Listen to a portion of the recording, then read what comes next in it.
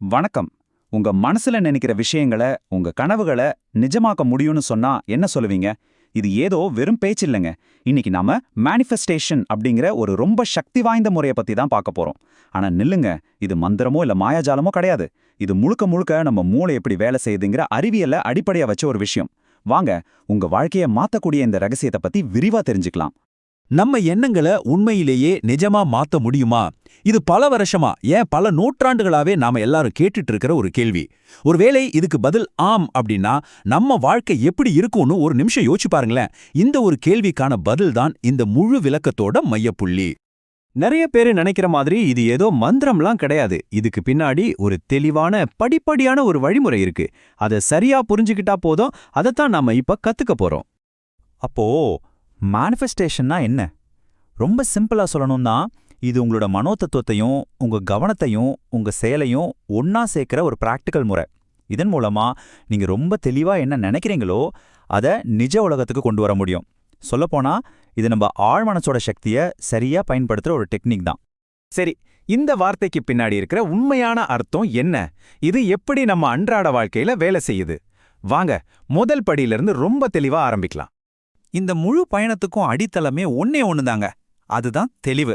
நீங்க என்ன அடைய விரும்புறீங்கிறதுல உங்களுக்கு எந்த அளவுக்கு தெளிவு இருக்கோ அந்த அளவுக்கு உங்க வெற்றி ரொம்ப சுலபமா இருக்கும். இப்போ இங்க பாருங்களேன், எனக்கு ஒரு நல்ல வாழ்க்கை வேணும்னு சொல்றதுக்கும் நான் இன்னும் 6 மாசத்துல ஒரு நல்ல ஐடி வேலை வாங்குவேன் அல்லது மாசம் 1,00,000 சம்பாதிப்பேன்னு சொல்றதுக்கும் பெரிய வித்தியாசம் இருக்கு. ஆசை ஒரு புகை மாதிரி எங்க போகுதுன்னே தெரியாது. ஆனா ரெண்டாவது ஒரு லேசர் மாதிரி ரொம்ப குறிப்பா இருக்கு.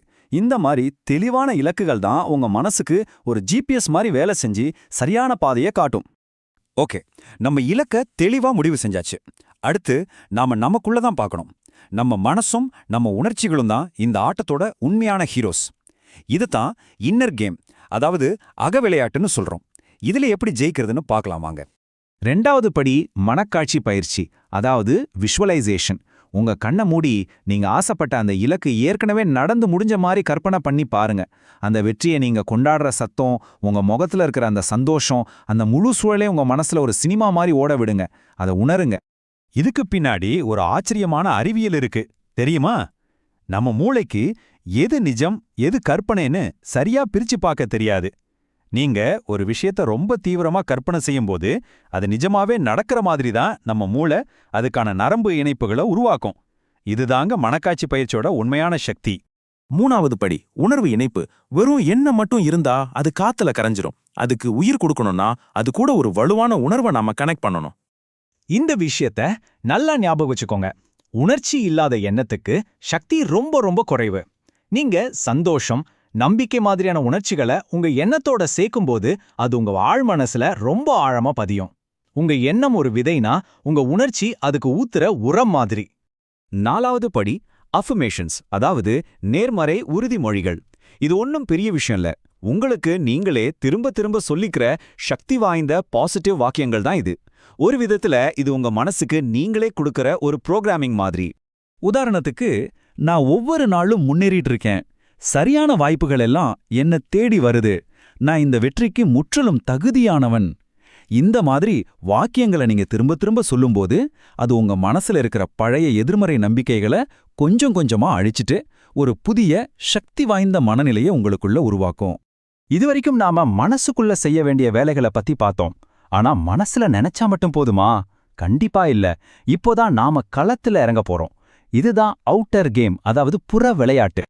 5வது படி இலக்குக்கு ஏற்ற செயல். வெறும் எண்ணங்கள் மட்டும் வெற்றியை தராது. அது ஒரு சோம்பேறித்தனம், அவ்வளவுதான். நீங்க என்ன இலக்கு வச்சிருக்கீங்களோ அதை அடையிறதுக்கு தேவையான செயல்கள்ல இறங்கணும். அது ரொம்ப முக்கியம். உங்க திறமைகளை வளர்த்துக்கணும், வாய்ப்புகளை தேடி போகணும், அதுக்காக கடினமா உழைக்கணும். உங்க மனசுல இருக்கிற எண்ணமும் நீங்க வெளியில செய்யற செயலும் ஒரே நேர்கோட்டுல பயணிக்கணும். அப்பதான் இந்த பிரபஞ்சமே உங்களுக்கு வழிவிடும்.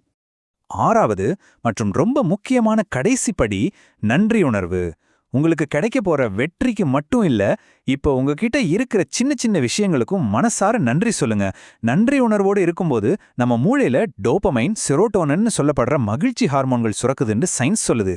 இது உங்களை எப்பவுமே ஒரு பாசிட்டிவ் மனநிலையில வச்சிருக்கும். இப்போ ஒரு ரொம்ப ரொம்ப முக்கியமான விஷயத்துக்கு வருவோம். இந்த முறைய பத்தி நிறைய தவறான புரிதல்கள் வெளியில இருக்கு.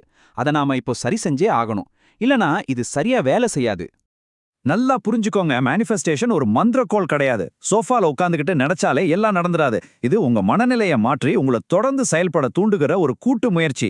உங்க எண்ணம் உங்களுக்கு வழிகாட்டும், ஆனா உங்க செயல் தான் உங்க இலக்கை கொண்டு வந்து சேர்க்கும். இது ரெண்டும் சேர்ந்தது தான் மேனிஃபெஸ்டேஷன். அப்போ வெற்றிக்கான முழுமையான ஃபார்முலா இதுதாங்க.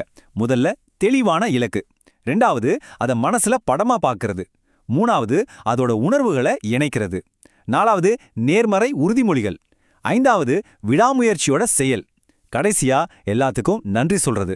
இந்த 6 படிகளையும் நீங்க சரியா பின்பற்றினா வெற்றி நிச்சயம். இறுதியா இந்த ஒரு விளையாட்டை மட்டும் எப்பவும் ஞாபகம் வச்சுக்கோங்க. நீங்க உங்க எண்ணங்களை கட்டுப்படுத்த கத்துக்கிட்டீங்கன்னா உங்க வாழ்க்கையை கட்டுப்படுத்த முடியும். அந்த சக்தி உங்ககிட்ட தான் இருக்கு. அதை சரியா பயன்படுத்துங்க. நன்றி.